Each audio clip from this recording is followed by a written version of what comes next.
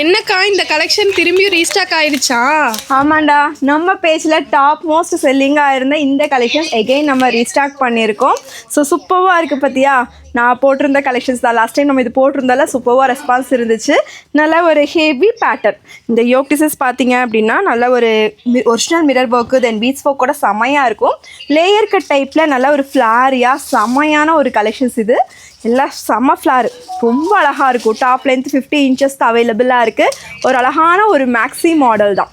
கிறிஸ்மஸுக்கு last time போட்டிருந்தோம், நிறைய பேர் இந்த கலெக்ஷன் சோல்ட் அவுட்னு சொல்லியிருந்தோம். இப்போ வந்து பார்த்திங்கன்னா நிறைய ஸ்டாக்கோடு இப்போ அப்டேட் பண்ணியிருக்கோம்.